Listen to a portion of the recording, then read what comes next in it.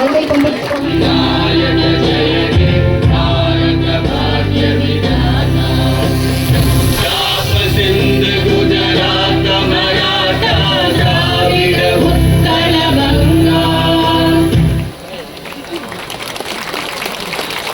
நமது செயலர் அவர்கள் சிறுவர்களிடம் பெற்றுக் கொண்டிருக்கும் இனிமையான நேரம்.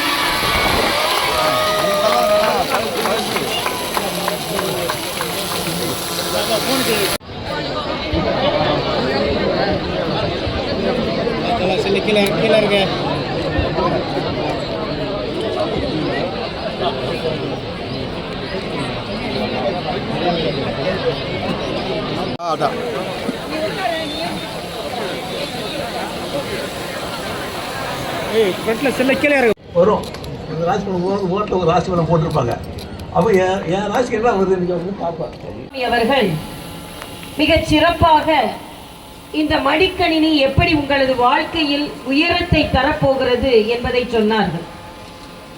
இந்த புதுவையில் இன்று முதலமைச்சராக இருந்து பள்ளி கல்வித்துறையில் பல உயர்வுகளை தந்து கொண்டிருக்கும் அண்ணன் ரங்கசாமி அவர்கள் இதற்கு முன்னாலும் கல்வி அமைச்சராக இருந்து இந்த புதுச்சேரி மாணவ மாணவிகளுக்கு பல உதவிகளை செய்திருக்கிறார்கள். அவர்கள் ஏற்கனவே சொன்னதை போல 2015ஆம் ஆண்டு தான் கொடுக்கப்பட்டது, அதற்கு பின்பு நிறுத்தப்பட்டது. ஆனால் இன்று மறுபடியும் கொடுக்கப்படுகிறது அவரது தலைமையிலே என்று சொல்லும் பொழுது உண்மையிலேயே இதற்கு மிகுந்த பாராட்டை நான் தெரிவித்துக் கொள்ள வேண்டும். அதுவும் அண்ணன் ரங்கசாமி அவர்கள் சொன்னதை போல இது கதிர்காம தொகுதி. இன்னைக்கு லேப்டாப் கொடுக்கிறதுனால இந்த கதிர்காமம் முக்கியத்துவம் பெறுகிறது. நாளைக்கு தைப்பூசம் என்பதனால் அதை விட முக்கியத்துவம் பெறுகிறது. நான் லேப்டாப்பை பற்றி சொல்லும் பொழுது ஒன்று சொல்லுவேன்.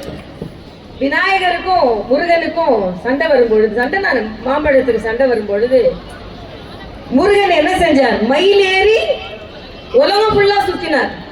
ஆனா லேப்டாப்ல நம்ம என்ன செய்யறோம்? இமெயில் ஏறி உலகம் முழுதும் சுத்துறோம். ஆனா அதுக்கு என்ன வேணும்? மவுஸ் வேணும். மவுஸ் யாரோட வாகனம்?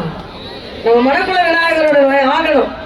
ஆக இமெயிலாக உலகம்ல சுத்தினாலும் அதுக்கு மவுஸ் வேணும், அதுக்கு மவுஸும் வேணும்.